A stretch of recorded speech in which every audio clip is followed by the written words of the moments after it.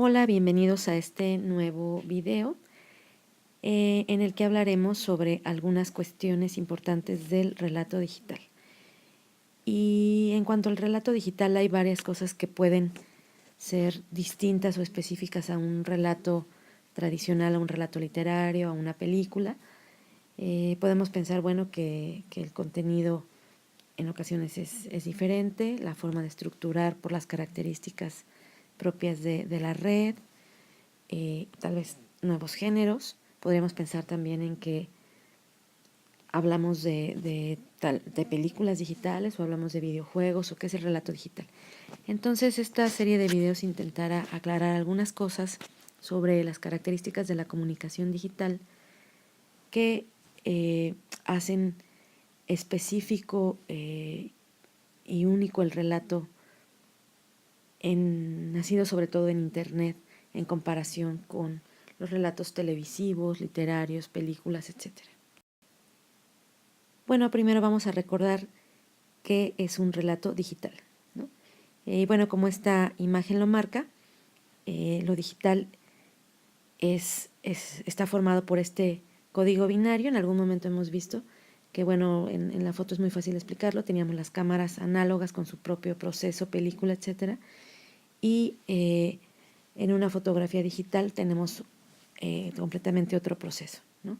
Pero lo que da precisamente nacimiento a la multimedia, que es el primer tema que trataremos, es que en realidad una foto de Photoshop, al igual que un audio o un video en Premiere o en cualquier otro software, están compuestos de esto mismo, que es código binario. Es una manera simple, esto es a lo mejor para los expertos en tecnología más complejo que esto, pero es importante recordar de dónde viene la característica multimedia.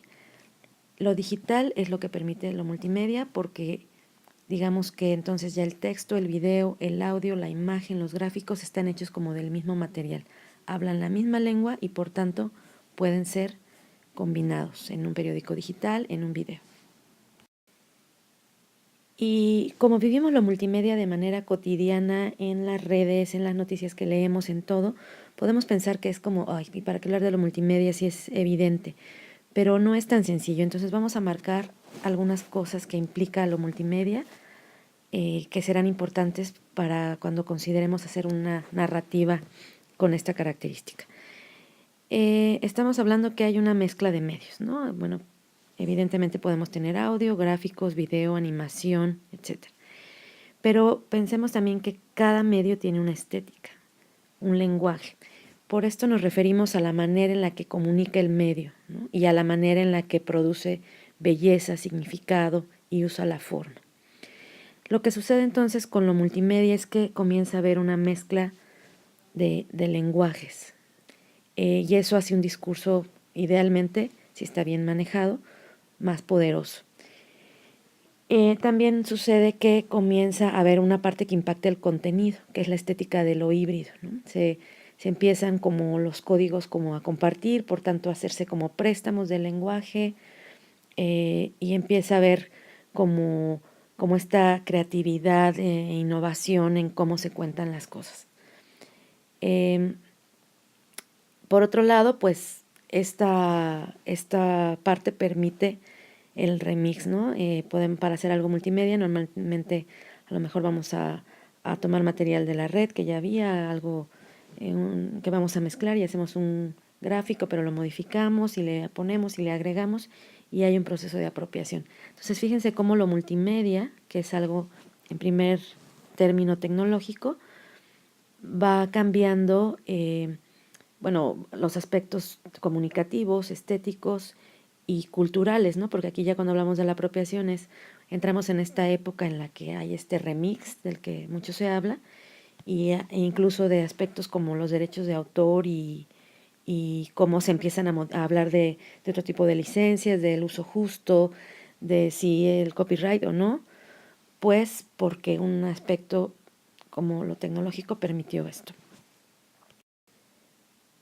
Y precisamente para no ser simplistas, bueno, quiero compartir esta cita con ustedes, ¿no? Lo pueden leer conmigo, que es: el mensaje multimedia debe ser un producto polifónico en el que se conjuguen contenidos expresados en diversos códigos, pero además debe ser unitario. El mensaje multimedia no se alcanza mediante la mera yuxtaposición de códigos textuales y audiovisuales, sino a través de una integración armónica de esos códigos en un mensaje unitario.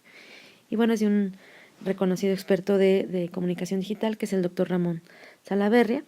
Yo lo explico pues como la sinergia de los medios, ¿no? Es decir, si no conocemos bien la estética de cada medio y cómo comunica, probablemente no haremos un mensaje que explote el poder de cada uno. Y por ahí también Salaverria dice, bueno, entonces es un many media, no un multimedia. Entonces es amontonar cosas, pero no hacerlas que trabajen de una manera unitaria para que comuniquen. Y bueno, a mí me gusta explicarlo como un rompecabezas que funciona, o mejor aún con este concepto de sinergia, ¿no? Cuando realmente hacemos que las piezas, la suma de uno, no de dos, sino incluso tres. Y para poner esto más claro en un ejemplo concreto, vamos a hablar un poquito de enchiladas queretanas.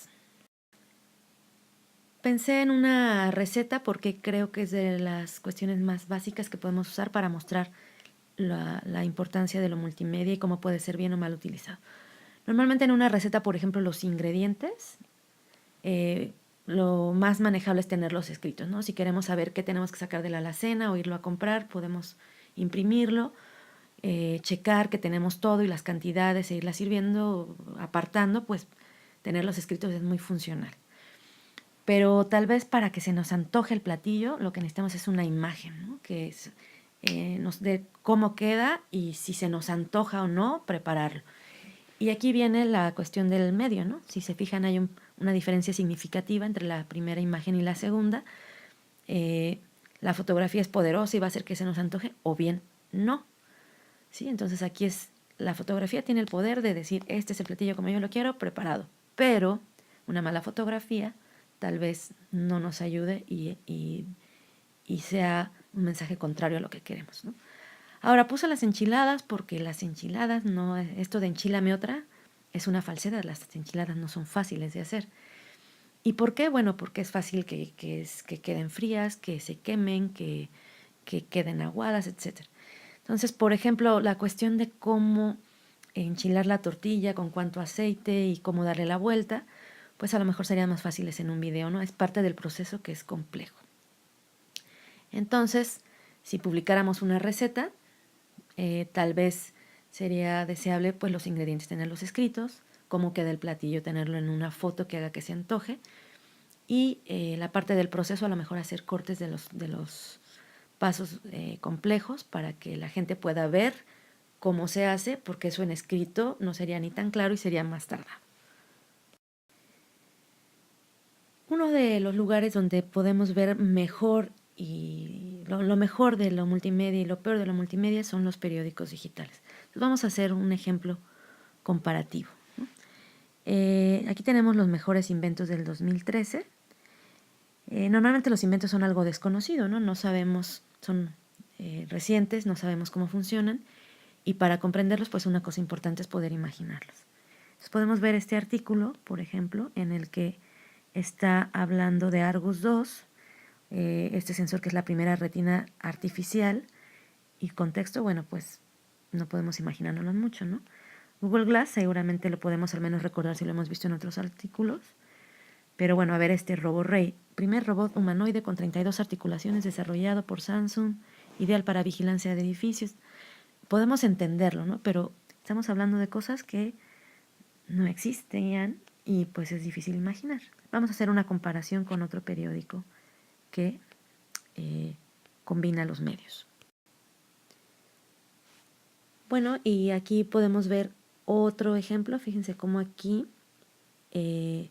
nos marca más bien como de estas galerías en las que vamos a poder ir dando clic a diferentes imágenes y tenemos como este collage de cada uno de los inventos, ¿no? Los 25 mejores inventos. Luego, bueno, aquí escogí solo algunos, el número 4 de 27, café alcohol, o sea, es como que el café se vuelve una bebida alcohólica y pues es un proceso químico, ¿no? Entonces esto, bueno, pues lo mejor es explicarlo con un gráfico. Y luego este otro de acá abajo es para explicar como un invento de cargar tu celular en 30 segundos, ¿no? Y esto te lo pone pues en un video.